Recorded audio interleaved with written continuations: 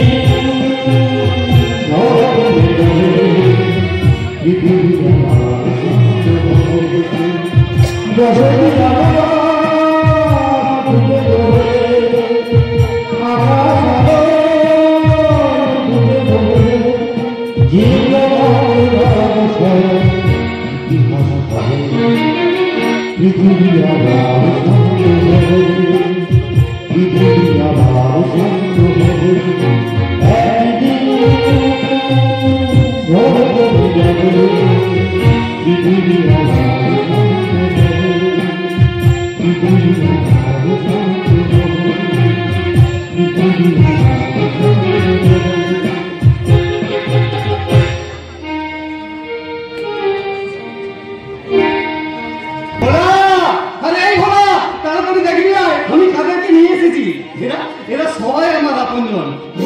আজ কতদিন পর প্রাণ খুলে হাসতে হাসতে ইচ্ছে করছে। আর তোমাদেরকে সবাইকে দেখে আজ আমার মনে মনে গাইতে ইচ্ছে করছে। বাঁচবো ভালো, রাখবো ভরে এই জীবন হাসি গানে, তাই মনে হয় আজকে বুঝি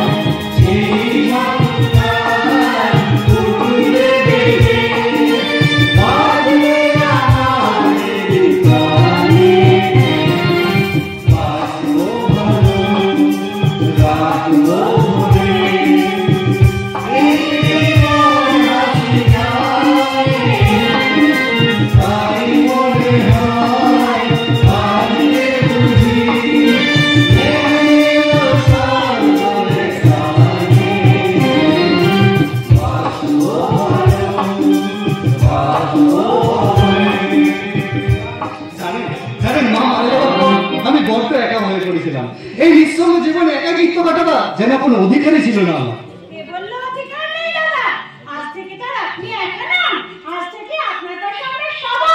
ঠিক বলেছো, এখন তো আমি একা নই, এখন আমার অনেক কাজ। আমার এই ভাইটাকে যে অভিনেতা তৈরি করতে হবে। দাদা দাদা আমাকে শিল্পী করার আশা তুমি মন থেকে মুছে ফেলো। তোমার অন্ন ধ্বংস করে আমি শিল্পী হতে পারবো না। তার চেয়ে তুমি বলো আমার একটা চাকরির ব্যবস্থা করো। রাস্তাঘাটে তুলে নিয়ে এসেছি চাকরি দেওয়ার জন্য। রাজা তুই যদি অভিনয় করতে আরম্ভ করিস দেখবি পরিষ্কার তোর পেছনে লাইন দেবে, তখন তুই অভিনয় করে আমাদের খাওয়াতে পারবি। বাবু তোমাকে যে কি বলে আশীর্বাদ করবো ভেবে পাচ্ছি না বাবা। আশীর্বাদ করুন আমি যেন আমার শত্রুকে খুঁজে পাই। হ্যাঁ শত্রু, এতদিন ধরে আমি শত্রু ছবি নিয়ে বাস করতাম। এই ছবিটা কার দাদা? আমার পরম পূজনীয় বাবা। হ্যাঁ, যে আমাকে আর আমার মাকে তার বাড়ি থেকে বেরিয়ে আসতে বাধ্য করেছিল। যদি কোনোদিনের দেখা পাই তার হিসাবটা আমি বুঝে নেব। রাজা যদি কখনো রাস্তায় ঘাটে এই মানুষটা দেখা পাও, তাহলে ছবির মধ্যে লুকিয়ে থাকা জানারটা সন্ধান তুমি আমাকে দিও। ভাই হয়ে দাদা, একটু উপকার তুমি করো, একটু উপকার। করবো দাদা, নিশ্চয়ই করবো। আজ তুমি আমাদের যে কৃতজ্ঞতার পাশে আহত করলে, সেই কৃতজ্ঞতার পাশে বলছি আজ থেকে তোমার শত্রু মানে আমার শত্রু, আর সেই শত্রুকে বিনাশ করতে আজ আমি তোমার সঙ্গে হাত মেলাবো।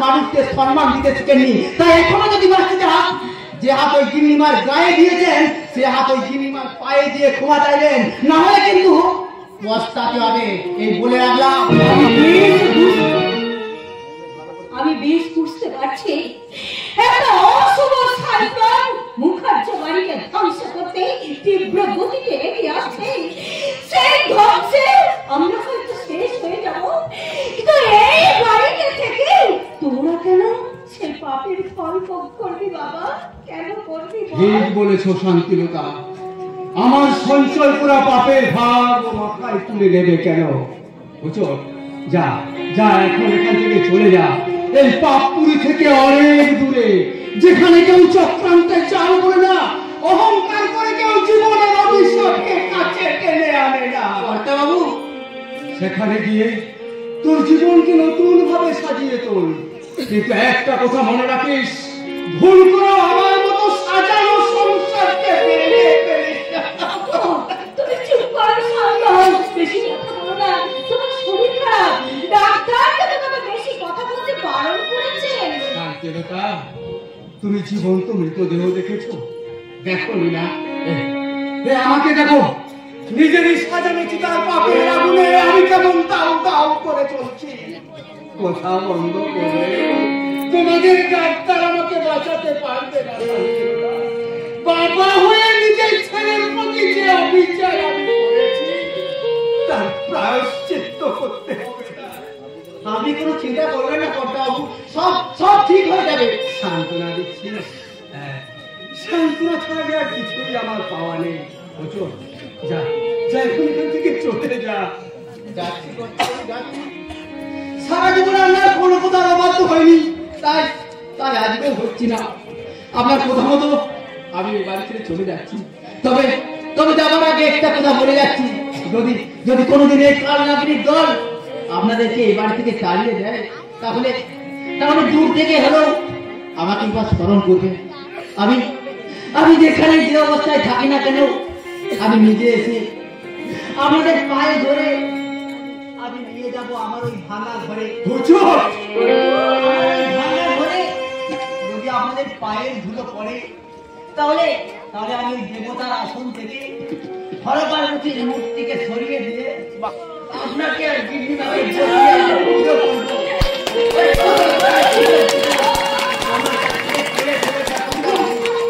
আমার কাছ থেকে কেড়ে নেবেন না করতে পারি, আমার কাছ থেকে কেড়ে নেবেন না। উচ্চ শিক্ষায় শিক্ষিত, উচ্চ বংশের পোশাক পরা, তোমার পছন্দ করা জামাই আমাদেরকে আস্তে করে ছুঁড়ে ফেলে দিলেও ওই নিচু তলার মানুষটা আমাদেরকে দিয়ে দিতে রাখলে বুঝে করে নেব। সময় আছে সেই বৈষম্যের মাটি তুমি ভেঙে ফেলো।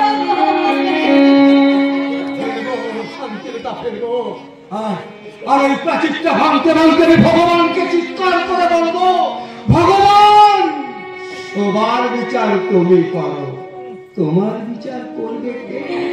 যে ডাকে সে পায় না, তোমার না দেখেই সে পেয়েছে। জাত বড় না মানুষ বড়, কাকে তুমি আগে করো? এ দুনিয়ায় সবাই সমান, যে মানুষ হয়ে জন্মেছে। একটা কাজও কেউ ঠিকঠাক করতে পারে না। ওই অমানুষ রাজা রাজে কোথায় আছে সেই খবরটা এখনো পর্যন্ত আমার কেউ এনে দিতে পারলো না। যত সব অপদার্থের দল। আমি তোর পাশে আছি, দেখবি সব ঠিক হয়ে যাবে। হায়রে বিশ্বাসঘাতক শান্তি, আমি কাজকে হিরে ভেবে আশ্রয় হিরেকে দূরে ফেলে দিয়েছি। সকলের পাশার চলে আমি আজ হেরে গেছি। খারাপ তো এখনো অনেক বাকি আছে। মাননীয় বীরেশ্বর মুখার্জি কিন্তু নমুনা মাত্র। শুনুন, আমার এক বিজনেস পার্টনার মিস্টার আগরওয়াল এখানে এসে আপনার মেয়ের সাথে বসে একটু ড্রিল করবে, তাকে নাচবে গাইবে, সে যেন রেডি হয়ে যায়। তাহলে ভুলে যেও না, ভুলে যেও না দীপঙ্কর, রানী কিন্তু তোমার স্ত্রী। এখনো তাই আছে, কিন্তু আমার কথা না শুনলে সে আর আমার থাকবে না। সে জনগণের হয়ে যাবে।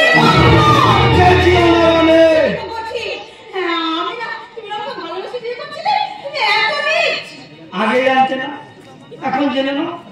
পাখি হোঁচটকে এবারে থেকে বিদায় করেছি। Very good. তাহলে তাহলে এবার শুনুন পূজনীয়া শাশুড়ি, এবার থেকে বাড়ির সমস্ত কাজকর্ম আপনি করবেন। রান্না করা, বাসন মাজা, কাপড় কাচা, এইসব কাজ। দীপঙ্কর, তোমার এত বড় সাহস যে তুমি আমার সামনে দাঁড়িয়ে শান্তিলতাকে অসম্মান করছো। তুমি ভুলে যেও না যে আমি এখনো বেঁচে আছি। মানুষের সিদ্ধান্তটা ভেঙে গেলে সে আর সোজা হয়ে দাঁড়াতে পারে না। আমি আপনার সিদ্ধান্তটা ভেঙে দিয়েছি। তুমি কিন্তু সহ্যের সীমা ছাড়িয়ে গেছো, মনে রেখো। ধর্মের কল কিন্তু বাতাসে নড়ে, কিন্তু এখন ধর্মের কলটা আমার দাদা আমার বলবিদে নিজের ইচ্ছা মতন ঘোরায়। তুমি মনে রেখো যে ধর্মের কল ধর্মের হাতে বেশি দিন থাকে না।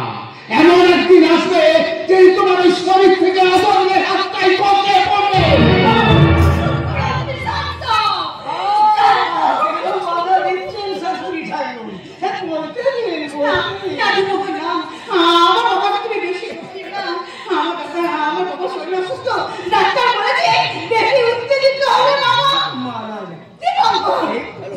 আরে বেঁচে থেকে লাভ কি?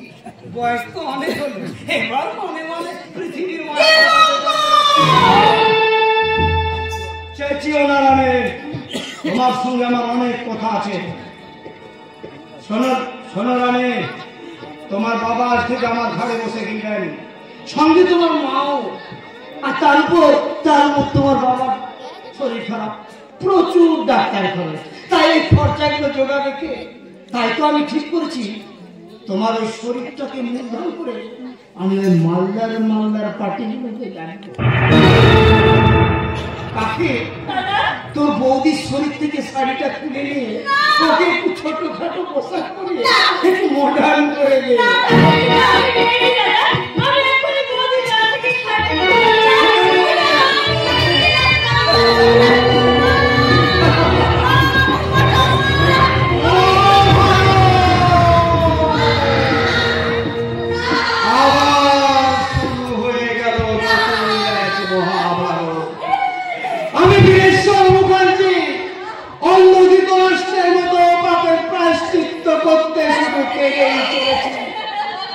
আমার স্ত্রী শান্তিলতা গান্ধারী হয়ে চোখে বেঁধে নিয়েছে অসহায়তার কাপড়, আর আমার জামাই দুর্যোধন হয়ে সত্যের প্রশ্ন হরণ করেছে।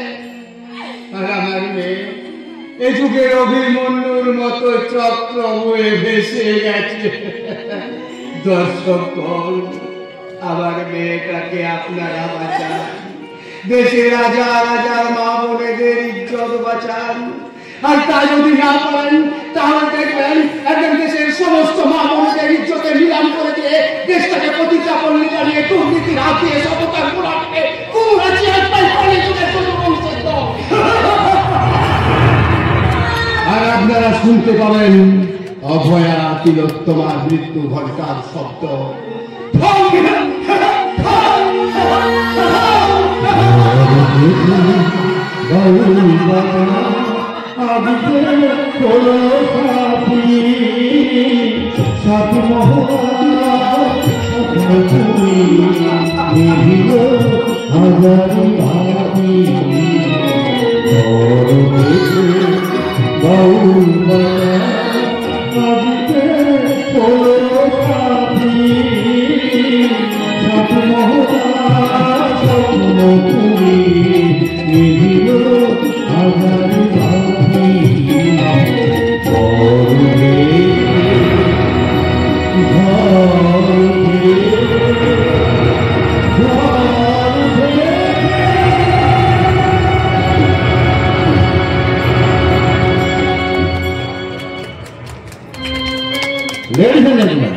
এখন আমাদের সামনে সঙ্গীত পরিবেশন করছেন তরুণ তুর্কি গায়ক নায়ক সুরেশ কুমার।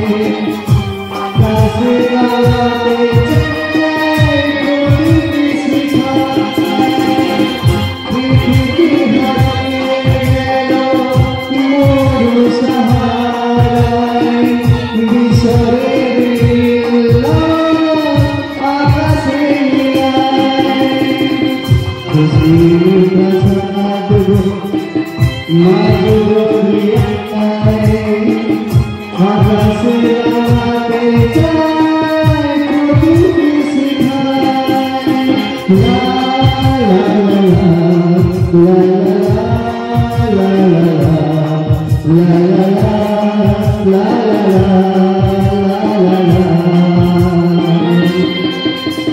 নমস্কার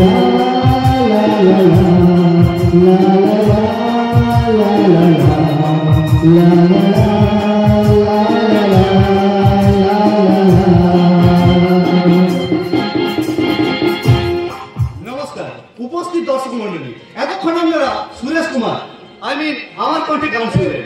এরপর আপনারা শুনলেন এক নতুন প্রতিভা রাজা মুখার্জির কণ্ঠে।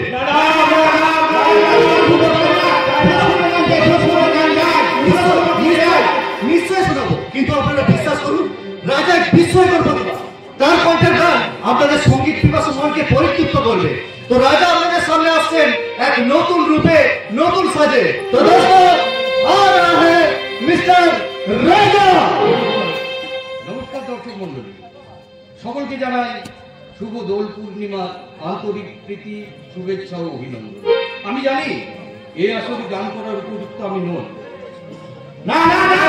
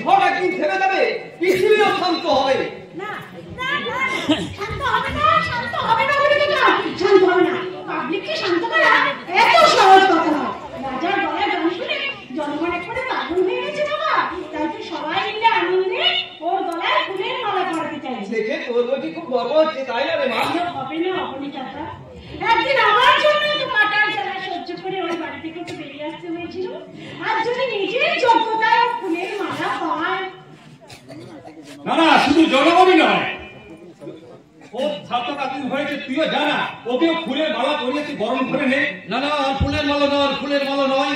দর্শকদের যে ভালোবাসা আমি পেয়েছি তা আমি মমতাময়ী মায়ের আশীর্বাদ আর সুরেশ দার অনুপ্রেরণায়। তা বলে তো হবে না রাজা। আজ তোর এই চরম সফলের দিনে শুধুমাত্র দর্শকদের হাতের মেলা নয়, আমার বোন কাবেরীর হাতের মেলা তো তোকে পড়তে হবে।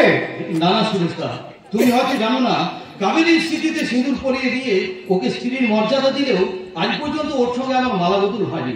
তাই আমার মনের ইচ্ছা, আমার দেবী প্রতিমা মায়ের সামনে ওর হাতে আমি প্রথম বরণ মালা করবো। বলো না গো, কথা তুমি বলো না। তোমার মা আমাকে ভালোবাসলেও তোমার বাবার জন্য, বাবার পায়ে কখনো তোমাদের আমাকে মুখার্জি বাড়ির বৌমা হিসেবে বরণ করে নিতে পারবে না। না কাবেরী না, আজকের এই চরম সাফল্যের দিনে আর একদম কান্নাকাটি নয়। শোন রাজা, ভাঙসালে গান করে তুই কামাল করে দিয়েছিস, একটু অভিনয় করে তুই কামাল করবি, ওটা বাংলা সিনেমা যাবো। সিনেমা কি বলছো সুরেশ দা? ঠিকই বলছি। শোন রাজা, আগামীকাল ঠিক রাত 10টায় বুস্টার হোটেলের 14 নম্বর রুমে আমাদের বাংলা সিনেমার এক বিখ্যাত প্রডিউসারের অ্যাপয়েন্টমেন্ট আছে। আমি প্রডিউসারকে তোর কথা বলেছি, ওর নতুন ছবিতে তুই অভিনয় করবি। কি বলছেন দাদা? প্রডিউসার রাজি হয়েছে? প্রথম অবস্থা রাজি হয়নি, কিন্তু শেষ পর্যন্ত তার অনেক আবদার মেনে, অন্যায় আবদার মেনে আমাদেরকে রাজি করিয়েছি। দাদা তুমি আমার জন্য? তোর জন্য নয় রে পাগলা, তোর জন্য নয়। আমি যা কিছু করছি সব আমার এই মিষ্টি বোনের মুখ চেয়ে করছি। শোনে না, আগামীকাল ঠিক রাত 10টায় তুই বুস্টার হোটেলে চলে আসবি, আমি ওখানে থাকবো। দাদা জানো দাদা, মাঝে মাঝে মনে হয় তোমার রক্তের সঙ্গে আমার রক্তের একটা মিল আছে। তুমি জানো আমার কত আপন জন। এরকম কেন মনে হয় দাদা? হয়তো হয়তো মনের ভুল। এনে আমি এখন চলি রাজা, মনে রাখিস আগামীকাল ঠিক রাত 10টা হোটেল বুস্টার। আমরাও চলি। তোমরা আবার কোথায় যাবে? আমাকে দেখা। কোথায় আবার? ওই গঙ্গার ধারে বসে এই দুই বুড়োতে সুখ দুঃখের গল্প করবো। তোমাদের মাঝে এই দুই বুড়ো দাঁড়িয়ে থাকলে তোমারও অসুবিধা হবে আর রাজারও অসুবিধা হবে। ঠিক আছে, তাই চলো। কি আনন্দ হচ্ছে? আমার কি আনন্দ হচ্ছে? হ্যাঁ সত্যি, এই আনন্দটা যদি আমরা মা বাবা সবাই মিলে ভাগ করে নিতে পারতাম তাহলে আমার আরো আনন্দ হয়। কি করবে বলো? এটাই তো ভগবানের খেলা। ঠিক বলেছো কাবেরী। ওই ভগবান সচিন তেন্ডুলকর সৌরভ গাঙ্গুলির থেকে অনেক বড় খেলোয়াড়, তাই তো ভাগ্যের বলকে ছুড়ে দিয়ে জীবনের উইকেটটা ফেলে দেয়। আর জীবনের ভালোবাসার ছক্কা মারার আগে সম্পর্ক গুলো সব আউট হয়ে যায়। বন্ধ করো। তোমার এই সত্য সত্য কথা জানাই আমি কিচ্ছু বুঝতে পারি না। শোনো, কয়েকদিন ধরে আমার মনে মনে একটা প্রার্থনা, ওই মহাকালীর মন্দিরে আর কিন্তু পুজো দিতে হবে। হ্যাঁ তো ঠিক ভালো তো, তোমার যখন ইচ্ছা আছে তখন আগে চলো না মন্দিরে পুজো দেবো। আর মন্দিরে পুজো দেওয়ার পর পর মন্দিরের সামনে ওই ফাঁকা মাঠটাই তুমি আর আমি আগের মতো বসে প্রেম করবো আর বলবো, কি বলবে মশাই? ওই শোনো পাখিও বলছে কথা, একই কথা বলছে সে বারবার, এই তো এসেছে ভালোবাসা, এই তো এসেছে ভালোবাসা।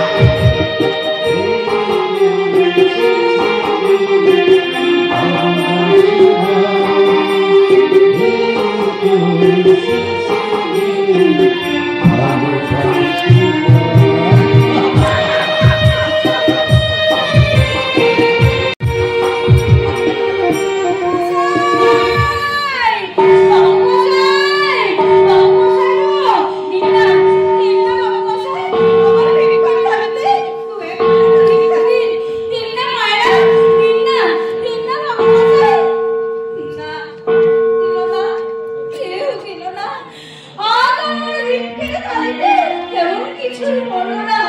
এদিকে ডাক্তারবাবু বলে দিয়েছে ওষুধ নিয়ে যেতে না পারলে মানুষের শরীরটা আরো খারাপের দিকে যাবে। হে ভগবান, আর কত পরীক্ষা নেবে তুমি? কে কে আপনি? এখানে আমরা কাঁদছেন কেন? আমি যে এখানে দাঁড়িয়ে দাঁড়িয়ে ভিক্ষে চেয়েছি বাবা। কেন আপনার বুঝি কেউ নেই? আছে আছে বাবা, আমার একটা ছেলে আছে, কিন্তু সে তো আমাদের কাছে থাকে না বাবা। কিন্তু তুমি এখানে কি করছো? আমি আমি এখানে পুজো দিতে এসেছি। পুজো দিতে এসেছো তো বাইরে বাইরে ঘুরছো কেন? যাও মন্দিরের ভিতরে যাও। ভেতরে গিয়ে আমি কি করব? আমি পুজো অর্চনায় বিশ্বাস করি না। আমার ভাইয়ের ভাতৃবধূ ওই মন্দিরের ভিতরে পুজো দিতে গেছে। তাই নাকি? তাহলে তুমি দাঁড়িয়ে আছো কেন? আমি এখানে মনের জ্বালা জন্য ভিক্ষে চেয়েছি। দাদা, ও দাদা, ওই আমার ভাই যাচ্ছে, আমি এখন আসি। যেও না, যেও না মশাই, দিয়ে যাও না। আমার আমি দেবো, জানেন আজ আমার খুব মহা সৌভাগ্যের দিন। এই নিন এই টাকা গোটা।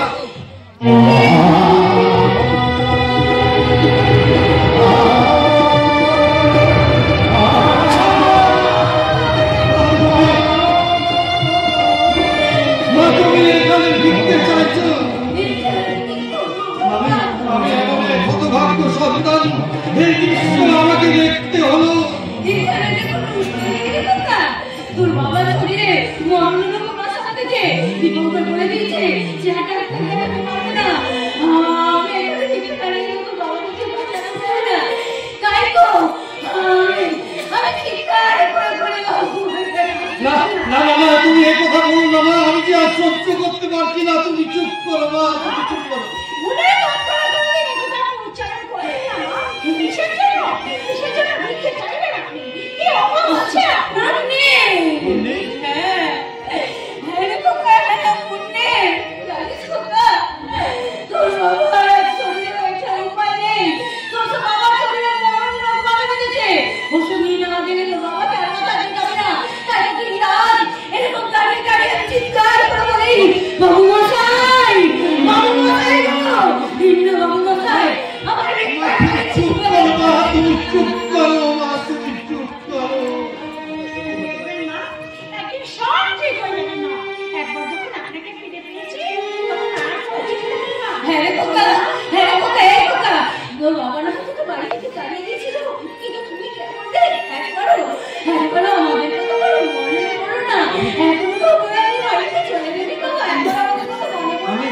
আমি তো বাড়িতে ফিরে যেতে চাই বাবা।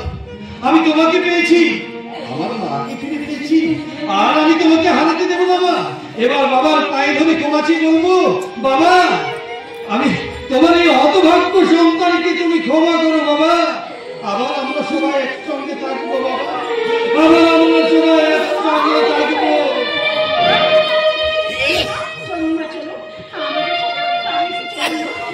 হ্যাঁ যাবো মা, ঠিক বলেছ। ভগবান যা করে মঙ্গলের জন্যই করেন।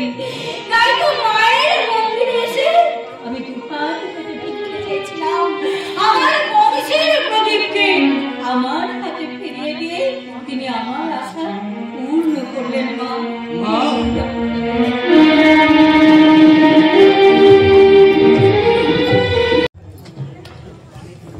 শুনুন শুনুন হয়েছে শুনুন, আমার ভাই সত্যি ভালো অভিনয় করে। আপনার নতুন বাংলা ছবিতে আমার পরিবর্তে একটা সুযোগ দিয়ে দেখুন, আমার দৃঢ় বিশ্বাস সেই ছবি জনগণ লুটে নেবে।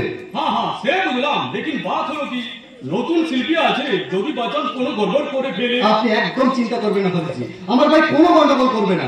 একটা সুযোগ দিয়ে দেখুন, ও আপনার মুখ রাখবে। ঠিক আছে ঠিক আছে। কালো রুপিয়া সাদা করতে যখন আমি এই লাইনে আসলাম, তখন তোমার ভাবে বিগ বসের কথা তো আমাকে জরুর মানতে হবে। লেকিন বাত হলো কি, তোমাকে তো আগেই বলেছি এই যুগটা হলো গিভ এন্ড টেকের যুগ। कुछ जीते भी होगे और कुछ लीते भी होगे। আমি তোমার ভাইকে হিরো হওয়ার চান্স করে দেব, আর তার বদলে তুমি আমাকে ভেট দিবে একটা সুন্দর দিকে। মনে আছে সে কথা? মনে আছে হরিসি। আজ ব্লু স্টার হোটেলে 14 নম্বর রুমে চোখরিটাকে আনার কথা ছিল, এনেছো? হরিসি, আমি জীবনে কোনোদিন কোনো অন্যায়ের সঙ্গে আপোষ করিনি। আজ প্রথমবার ভাইয়ের সুযোগের কথা ভেবে সে অন্যায়ের সঙ্গে আপোষ করেছি। আপনার ফুর্তির জন্য আমাকে অনেকটা নিচে নামতে হয়েছে। কি করেছো তুমি?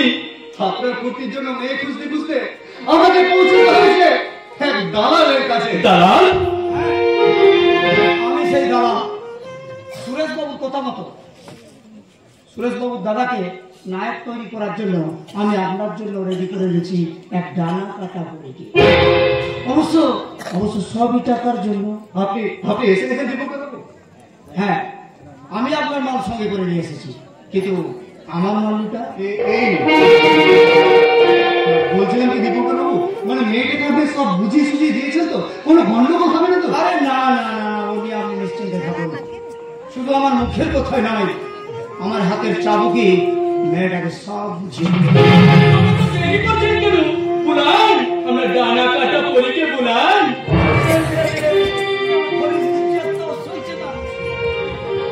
আপনার ডানা কাটা করি ঠিক সময়ে এসে হাজির হয়ে যাবে। আরে এসো এসো ডালি, এসো।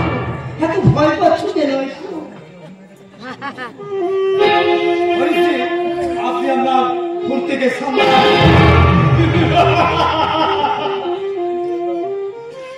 সুরেশবাবু, আমার কাজ কমপ্লিট। আমি তাহলে এখন চলি। যাবার আগে আমি আপনাকে একটা কথা বলে যাই হরিশজি। বলেন বলেন। বেশি কষ্ট দেবেন না, অবলা জাত তো, মেয়েদের কষ্ট আমি আবার সহ্য করতে। এই মেয়েটা কার বউ রে? সাহস করে দেখি দয়া মায়া বলে কিছু নেই, এভাবে ছেড়ে দিচ্ছে। সবাইকে যদি কাছে পেতাম না, জুতিয়ে মুখটা ভেঙে দিতাম। শালা হারামজাদা।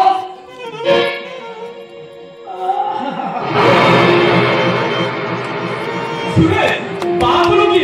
তুমি কি এখনো এখানে দাঁড়িয়ে থাকবে? না না, আমি এখন যাই। বলছিলাম কি সুরেশজি, আমার ভাই রাত 10টায় এখানে আসার কথা আছে। হ্যাঁ, তো বলি তোমার ভাইকে রাত 10টার সময় এখানে নিয়ে এসো, আমি ওকে ডেট জানিয়ে দেবে। ধন্যবাদ, অজস্র ধন্যবাদ হরিশজি।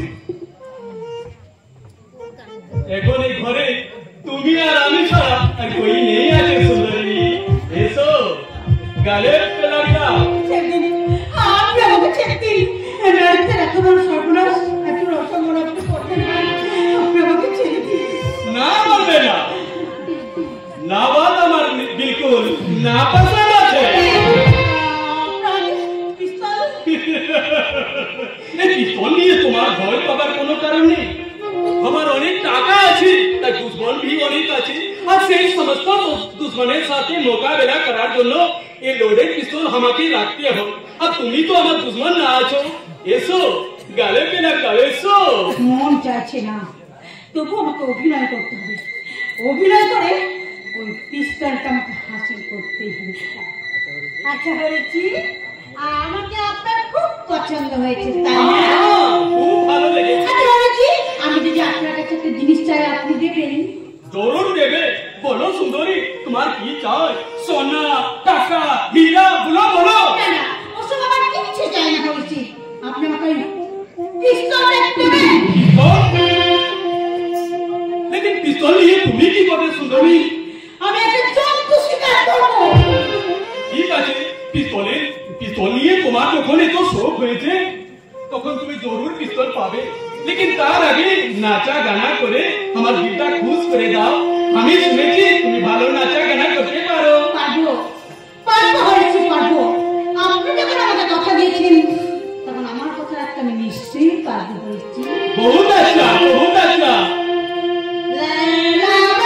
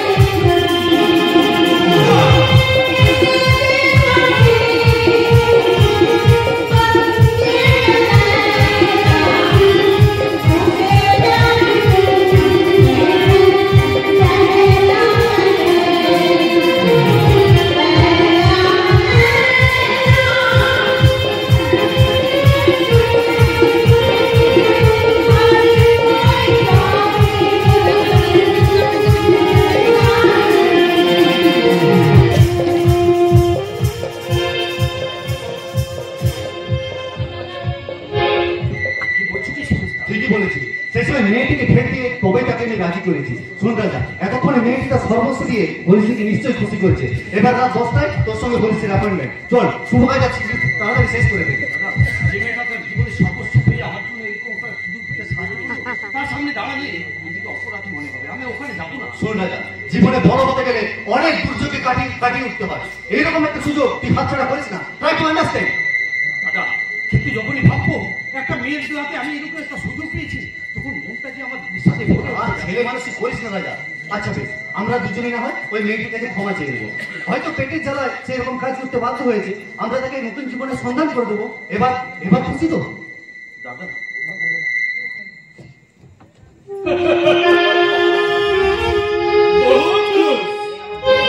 তুমি যেভাবে আমাকে খুশ করলে তাতে ইচ্ছে করছে তোমাকে অনেক কিছু দেওয়ার জন্য। তোমার যদি কোনো চাওয়া থাকে তুমি চাইতে পারো।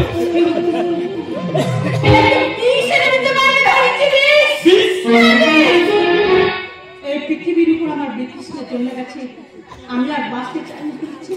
দেবেন আমাকে একটুখানি বিষ এনে দেবেন। জয় সিয়ারাম, জয় সিয়ারাম, এ তো পুরো বাংলা সিনেমার ডায়লগ আছে। তোমাকে বিষ দেব, তুমি বিষ খাবে, আর আমি কেস খাবো। তুমি কি আমাকে বুদ্ধু মনে করেছো? তার চেয়ে তুমি আমার সাথে নয়া ফ্ল্যাটে চলো, আমি তোমাকে রানী মাফিক রাখবে। আসবো হরিশ্রী। এসো এসো সুরেশ, তোমার ভাই এসেছে। হ্যাঁ, বাইরে অপেক্ষা করছে। बहुत खुश। तुम्हारे भाई के बोलिए देवे आने वाला महीने 1 तारीख আমার ছবি শুটিং শুরু। उस दिन সকাল 9টার সময় সান স্টুডিওতে চলে এসো, আমি স্টার্ট করিয়ে দেবে। কি খুশ তো তুমি? খুব খুশি হয়েছি, খুব খুশি। আমি তাহলে এখন যাই, বহু জরুরি কাম বাকি আছে। তোমার জরুরি কাজটা আমি কেন রাখবে? আমার জরুরি কাজটা মিটিয়ে দিয়ে যাও। তোমার জরুরি কাম আমার ইজ্জতের দাম। আমি ভুল করে একটা শয়তান লোকার নোংরা ওই দীপঙ্করকে জীবন সঙ্গী করে ভুল করে তোমার কাছে যে ভুলের মাসুল দিয়েছি, সেই ভুলের মাসুলের আমি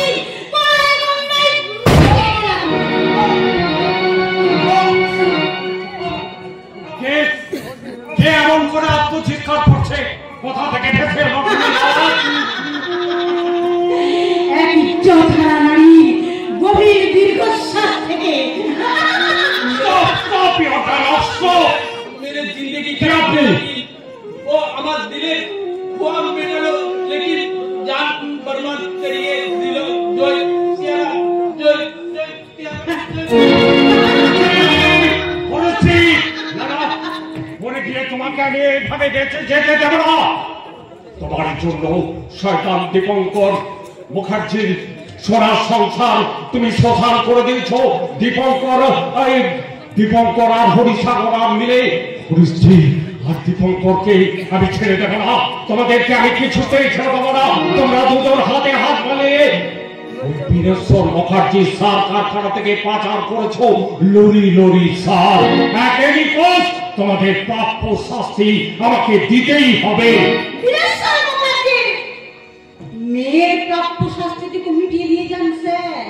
মেয়ে? তুমি? আপনি বীরেশ্বর বাবুর মেয়ে? হ্যাঁ স্যার, আমিও জানতাম না ওর সত্যিকারের পরিচয়। শুধুমাত্র দীপঙ্কর বাবু শয়তানের ভুলে। ওই দীপঙ্করের মতো শয়তানের দল এই দেশটায় ভরে গেছে। সুজলা সুফলা শস্য শ্যামলা ভারতবর্ষ আজ ওদের জন্য জীবন্ত নরক হয়ে গেছে। তাকে দীপঙ্কর আর হরিসাগর আলের প্রাপ্য শাস্তি মিটিয়ে দিয়ে ফিরে আসি। তারপর তোমার হাতে হাত কড়া করিয়ে তোমাকে থানায় নিয়ে যাবো। বোন চলি, গুড বাই। দারোগাবু, তুমি কি করলে বোন? চুপ করুন।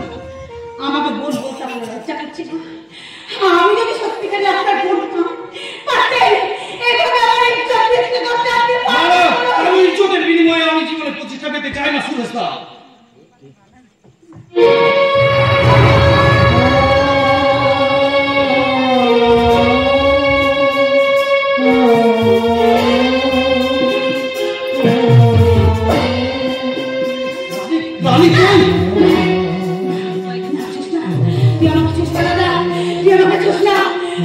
আমি নষ্ট হয়ে গেছি।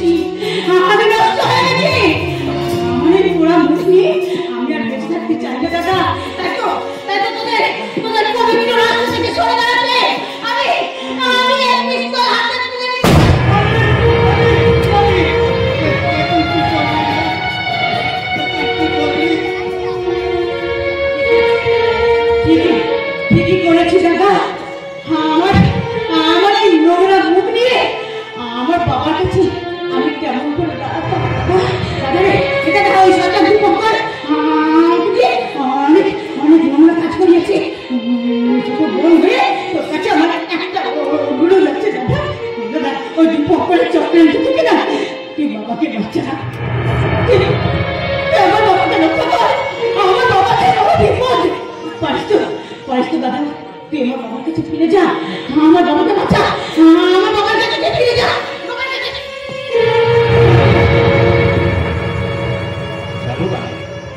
আমি আমার বাবার কাছে ফিরে যাব। জানিস না, আমি তোর বৌদি তোকে দেখতে চেয়েছি। আমি তোকে হাসপাতাল থেকে সুস্থ করে তোর বৌদির কাছে আবার আসবো। জানিস না, তোকে আবার আমি বাড়িতে ফিরে নিয়ে যাবো। রানী, কথা বলছিস না? রানী, ও আর কথা বলবে না রাজা। ও মা না, আমার আদরের বউ রানী, তুই কথা বলবি না, তুই কথা বল। কথা যে তোকে বলতে হবে না, কথা যে তোকে বলতে হবে না।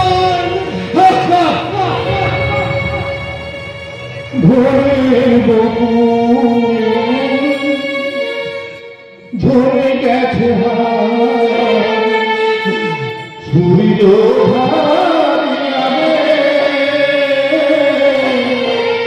ঝরে গেছে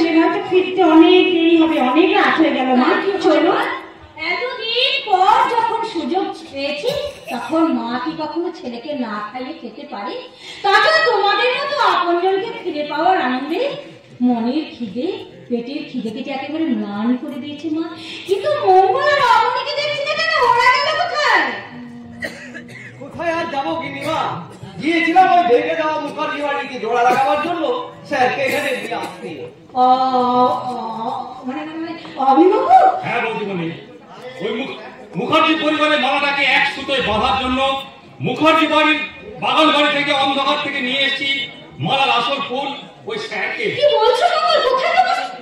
হ্যাঁ শান্তিলতা, তোমাদের সবার কাছে ক্ষমা চাইতে আমি মাথা হেট করে দূরে দাঁড়িয়ে আছি। আজ থেকে আমি শুরু করব আমার জীবনের নতুন অধ্যায়। হ্যাঁ, আমি যখন অবনী আর মঙ্গলের মুখে সুরেশ এবং তোমাদের কথা শুনলাম, তখন আমি বুঝলাম যে সুরেশ আমারই প্রথম সন্তান। হ্যাঁ মা, একথা তোমরা কেউ জানো না। সুরেশ যখন 10 বছরের, তখন আমি মাস্টার মশাই মেয়ের বিয়েতে যাই। যাত্রাপথে বর অ্যাক্সিডেন্টে মারা যায়। তখন মাস্টার মশাইয়ের অনুরোধে আর মানবিকতার খাতিরে এই শান্তিলতাকে লগ্ন ভ্রষ্টার হাত থেকে বাঁচাতে আমি বাধ্য হয়ে দ্বিতীয়বার বিয়ে করি। কিন্তু একথা শোনা মাত্রই সুরেশের মা আমাকে কোনো কিছু সুযোগ না দিয়ে কেবলমাত্র আমার একটা ছবি নিয়ে সুরেশের হাত ধরে চিরদিনের মতো হারিয়ে গেল। অনেক চেষ্টা করে ওদের আমি খুঁজে পাইনি। আমার সেই হারানো ধন এই সুরেশ। তোমরা যদি পারো আমাকে ক্ষমা করো। না বাবা না, এসব কথা আপনি কি বলছেন বাবা? এসব কথা কানে শোনা যে মহাপাপ। বাবা মায়ের আশীর্বাদ ছাড়া ছেলে মেয়ে কখনো বড় হতে পারে বাবা জীবনে? বাবা, পৃথিবীর কোন মানুষের পক্ষে বোধ হয় কোনটা ঠিক আর কোনটা ভুল সর্বদা বোঝা সম্ভব নয়। তাই আমি আজ বুঝতে পারছি, আমার ভুলটা যদি আমি সেই দিন বুঝতে পারতাম, তাহলে ঠিকঠাক আমার এতদিন চিনতে সময় লাগতো না। মঙ্গল। হ্যাঁ বলুন কর্তাবাবু। কর্তাবাবু নয় মঙ্গল, সম্পর্কে তুমি আমার বেড়াল, কর্তাবাবু বলে রাখছো কেন? আপনি কি বলছেন? কোথায় আমি একজন সামান্য ড্রাইভার আর কোথায় আমি একজন শিল্পপতি। মঙ্গল, চাঁদের চেয়ে সূর্য অনেক বড়। সূর্য দয়া করে চাঁদকে আলো দেয়। তবু অমাবস্যার রাত্রে এই আকাশটাকে বড্ড একা মনে হয়। আকাশের কাছে চাঁদের যেমন প্রয়োজনীয়তা আছে, সূর্যেরও তেমনি প্রয়োজন। চাঁদের স্নিগ্ধতা না থাকলে সূর্যের উগ্রতাকে পৃথিবীর মানুষ বুঝতো কেমন করে? তোমার কথাগুলো শুনতে আজ আমার বড় খুব ভালো লাগছে। মনে হচ্ছে তোমার ভেতর থেকে আজ একটা অন্য মানুষ বেরিয়ে আসছে। তোমার স্ত্রী হিসেবে আজ আমি গর্বিত। তাই তো আমার চিৎকার করে বলতে ইচ্ছে করছে, অমনি বাবু, মঙ্গল, কাবেরী, তোমরা ভেবেছিলে তোমরা ভালোবেসে ওই মানুষটাকে হারিয়ে দেবে? না, তোমরা শেষ রক্ষা করতে পারোনি। ওই মানুষটা হাঁটতে হাঁটতে সে আজ নিজের অন্তরাত্মার কাছে নিজেই জিতে গেছে। কিন্তু আমার দাদু ভাই কোথায়? আমার দাদু ভাই কই? আমি এমন এক হতভাগা দাদু, সে রাত্রির মুখ দেখবো খালি হাতে। আমি যে আজ বিশ্ব দাদু ভাইকে নেওয়ার মতো আমার হাতে যাই কিচ্ছু নেই।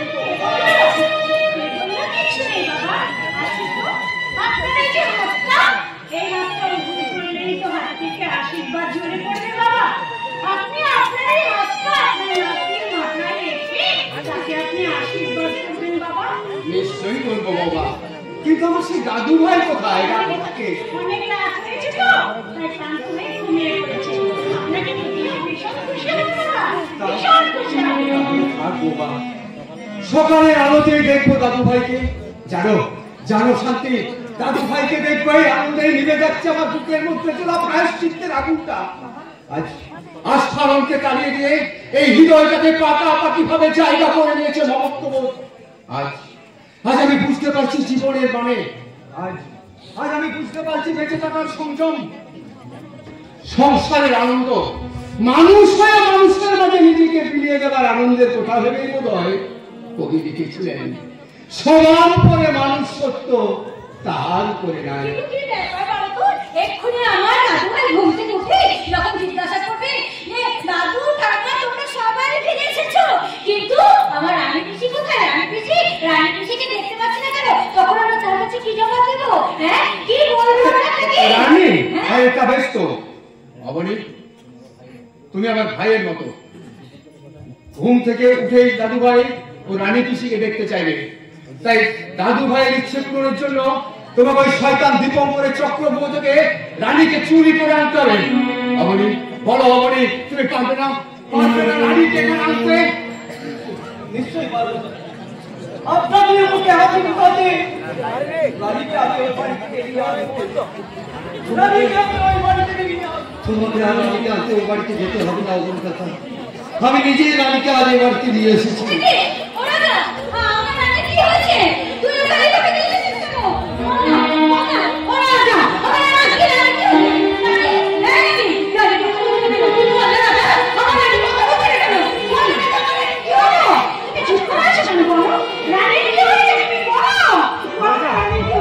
তুই কিছু বলছিস না কেন? রানীর চোখ বুঝে শুয়ে আছে কেন? ওর হয়েছে নাকি? আমার শুনে কথা বলছে না কেন? ও আর কোনোদিন তোমার সঙ্গে কথা বলবে না বাবা।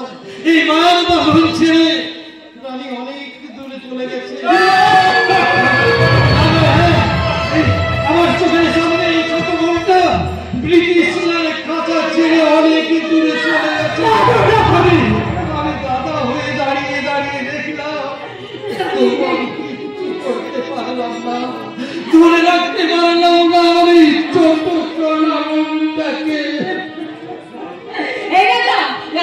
তুই যাওয়ার সময় আমাকে বলে গেলি মা, আমি তোমার জন্য ভালো কাপড়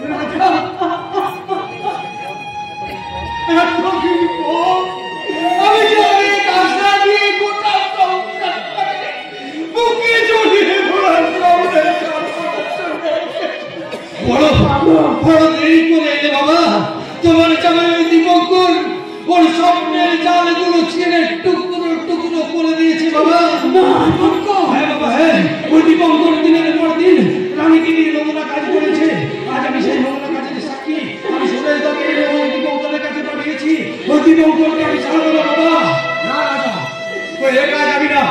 আমার এই রানী মায়ের ঠান্ডা দেহটা এই বীরেশ্বর মুখার্জির রক্তটাকে গরম করে দিচ্ছে। যে দীপঙ্কর ষড়যন্ত্র করে আমার রানীকে আমার কাছ থেকে কেড়ে নিয়েছে, সেই দীপঙ্করকে আমি নিজে ওই তৈরি যতুক্রে ওকে আমি ধ্বংস করবো।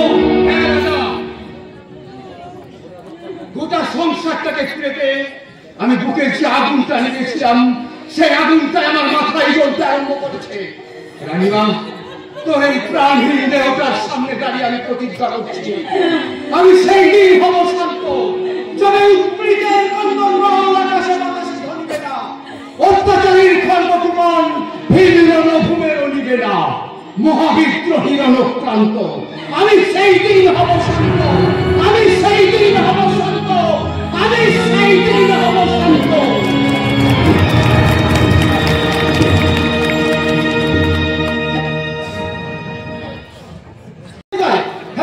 আমাকে পালাতে হবে।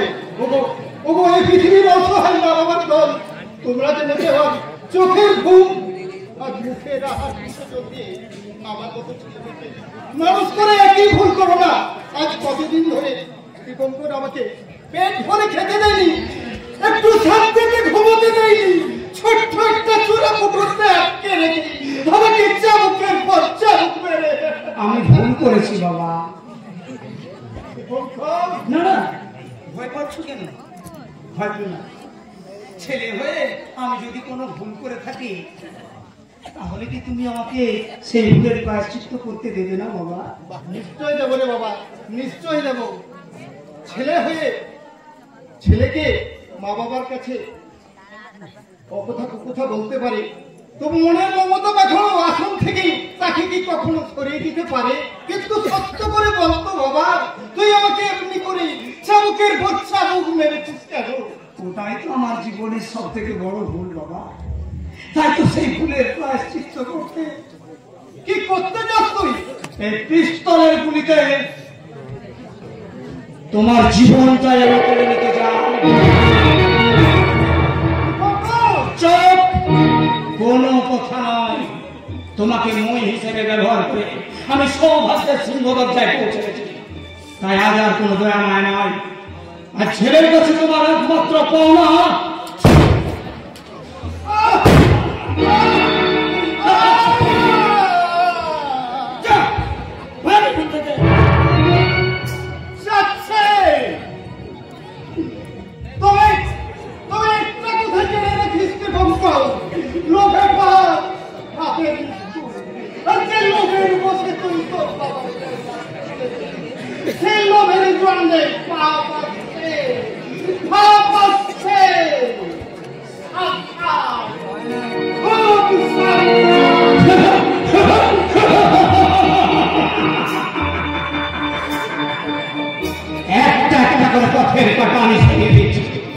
ওই রাজাকে হরিয়েছে, বীরেশ্বর মুখার্জিকে করেছে উপহাস।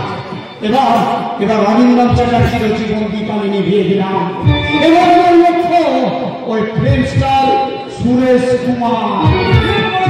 তুমি ঠিক বলেছ, ওই সুরেশ কুমার তোমার পথের কাটা, কারণ ও বীরেশ্বর মুখার্জির ছেলে। হ্যাঁ মধু, কি বলি তুই?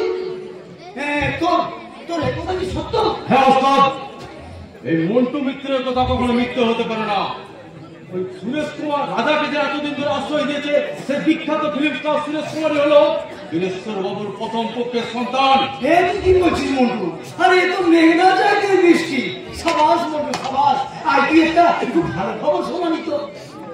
কিন্তু ওস্তাদ, আমি একটা কথা কিছুদিন ধরে ভেবে পাচ্ছি, ওই অরিন্দম চ্যাটার্জির তো প্রচুর টাকা, সেই টাকা তুমি আত্মসাৎ না করে শুধু শুধু মুখার্জি বাড়িকে ধ্বংস করলে কেন?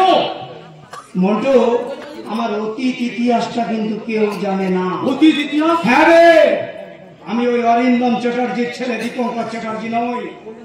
আমি ড্রাগ প্রচার করি, কুখ্যাত চন্দন। কি বলছো গুরু? হ্যাঁ রে, আমার আসল নাম চন্দন মিশ্র। ওই অরিন্দম চ্যাটার্জির ছেলে দীপঙ্কর চ্যাটার্জি পড়াশোনা করতো দিল্লিতে। আমি তখন দিল্লিতে এক ড্রাগ পাচার কারবারে জড়িয়ে পড়েছি। তাহলে তোমার বাবা মা? আমার বাবা আমার জন্মের আগেই মারা যান। আর মা? আমার মা ঝিয়ের কাজ করতো ওই বীরেশ্বর মুখার্জির বাড়িতে। আমি তখন খুব ছোট্ট। মাত্র 10টা টাকা চুরির অপরাধে ওই বীরেশ্বর মুখার্জি আমাকে আর আমার মাকে মারতে মারতে বাড়ি থেকে বের করে দিয়েছিল। তারপরে আমি মিশে গেলাম অন্ধকার জগতে। প্রথমে শুরু করলাম পকেট মারি দিয়ে, তারপর ব্যাংক ডাকাতি, তারপর ড্রাগ পাচার। দিল্লিতে ড্রাগ পাচারকারী দলের হয়ে কাজ করতে হয়ে খুন করতে হলো আমারই হাতে দিল্লির এক উচ্চ পদস্থ অফিসারকে। সে অপরাধে পুলিশ আমাকে খুঁজলো, আমাকে তাড়া করলো। আমি দৌড়াচ্ছি।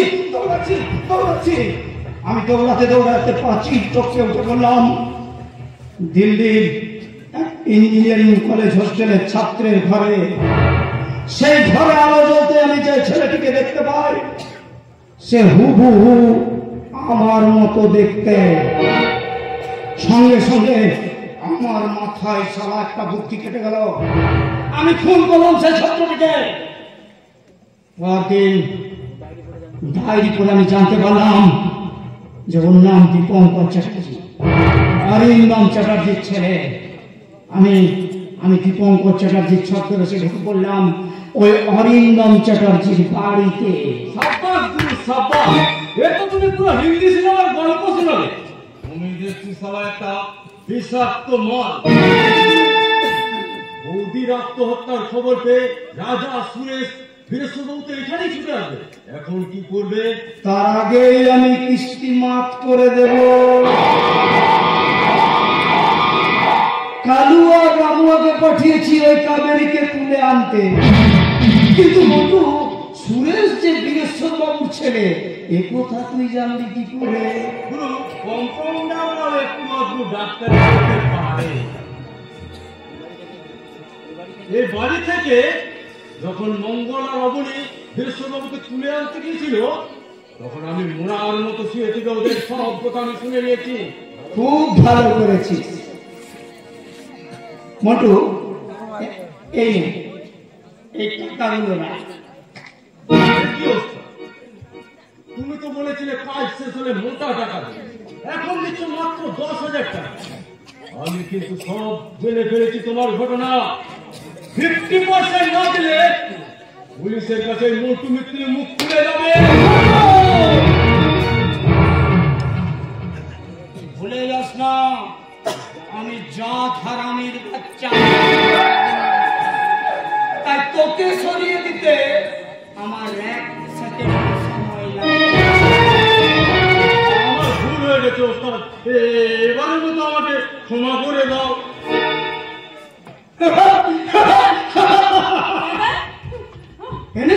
এনেছিস পাখি? হ্যাঁ দাদা, আমি গোদামের সামনে ছিলাম, শালি কিছুতে আসতে চাইছিল না, তাই পিস্তলে ভয় দেখিয়ে।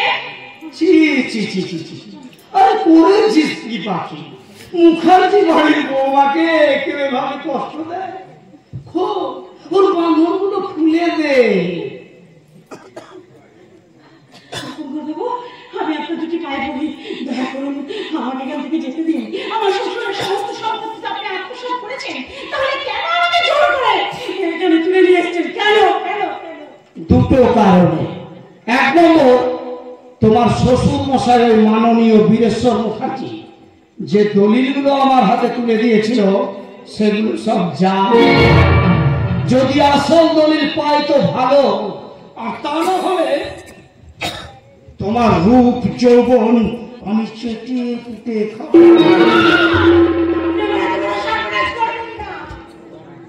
ওই এক ডায়লগ শুনতে শুনতে আমার কান পচে গেছে। এরপর তুমি আবার বলবে আপনি আমার দাদার মতো, আপনি আমাকে ছেড়ে দিন। আমার আবার ওই একই সমস্যা, মেয়ে মানুষের শরীর থেকে আমি কাপড় খুলতে পারি না।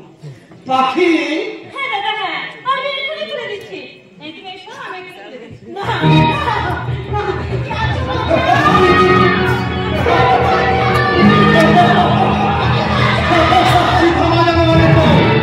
যদি প্রাণে বাঁচতে চাস তবে ছেড়ে দে আমার বৌমাকে। বাঁচাবো বাঁচাবো, রণক্ষেত্রে যখন এসেছি তখন নিশ্চয়ই বাঁচাবো। আপনি নিজেকে বাঁচানোর চেষ্টা করুন,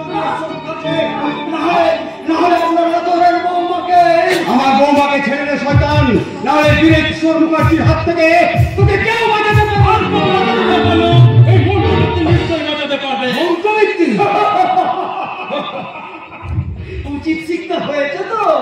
মাননীয় শ্বশুর মশাই। বাবা এবার বলুন আসল দলিল কোথায়?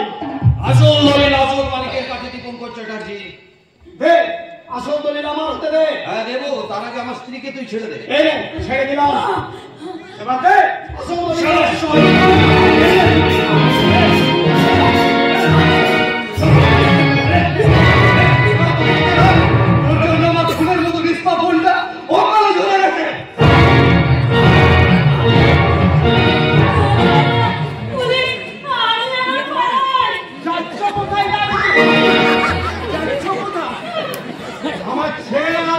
দাদাকে শাস্তি দিচ্ছে আর তোমাকে শাস্তি দেবে আমার বৌমা। বৌমা এই চুলের মুঠিটা ধরে একে শাস্তি দাও। আমি পারবো না বাবা, আমি কিছুতেই পারবো না বাবা। পারবে না মানে? যে মেয়েটা কিছুক্ষণ আগে তোমার লজ্জা বস্ত্র কেড়ে নিতে চাইছিল সেই মেয়েটাকে তুমি এইভাবে ছেড়ে দেবে? আজ বাবা হয়ে আমি তোমাকে বলছি, যে মেয়েটা তোমার গায়ে হাত তুলে তোমার লজ্জা কেড়ে নিতে চাইছিল সেই মেয়েটার গায়ে হাত তুলে তুমি প্রতিবাদের বোধন করো। ঠিক বলেছেন বাবা, আজ আর মার খাবার নয়, এবার মার দেবার। দিদি ওনাকে মারবেন না, উনি আসল পাখির দাদা নয়, ও সবার সঙ্গে প্রতারণা করেছে। এই তুমি কি বলছো বন্ধুদা? হ্যাঁ পাখি দিদি, ও তোমার নিজের দাদা নয়, নিজের হাতে খুন করেছে তোমার বাবাকে। পাখি দেবী, ওনাকে খুন করে আইনের ফাঁদে ধরা দেবেন না, আইনকে আইনের পথে চলতে দিন। দারোগা বাবু সত্য বাংলা না না, উনি সত্য পাগলা নন, আইনের স্বার্থে উনি পাগল থেকে কখনো পার্কে কখনো রাস্তায় ঘুরে বেড়েছেন, কখনো বা চোর থেকে পাউরুটি চুরি করেছেন। ওনার জন্য প্রখ্যাত ব্ল্যাক মার্কেটার হরিসাগর অনেক সন্ধান পেয়েছি। উনি সিআইডি ডিপার্টমেন্টের অফিসার মিস্টার এস.কে. শ্রীবাস্তব।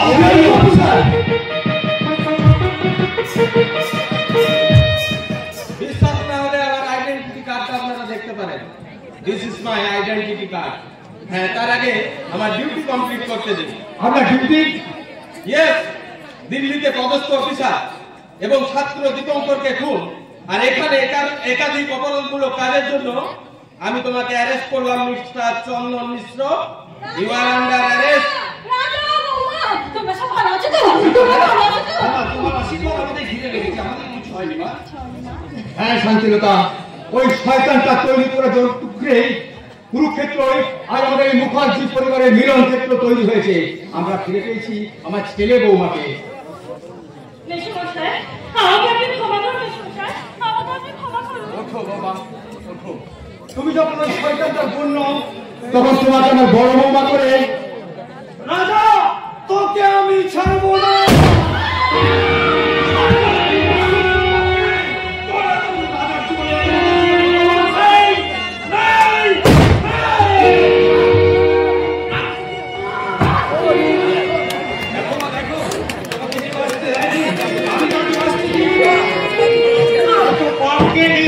করতে গিয়ে তুমি নিজেই যে পাপি ছেড়ে গেলে দাদা। রাজা বৌমা, সুরেশ, ও বড় বৌমা, তোমরা সব কোথায়? তোমরা আমার পাশে এসো। ও কাবেরী না, তুই আমার পাশে আয় না, তোদের করে আমি মাথা রেখে মরতে চাই। ওগো, তুমি আমার কাছে এসেছো, সেই তোমার সঙ্গে আমার দেখা হলো, কিন্তু বড্ড দেরি হয়ে গেল গো। আমার যে এখন অস্ত যাওয়ার সময়। এটাই হলো গধূলি বেলায়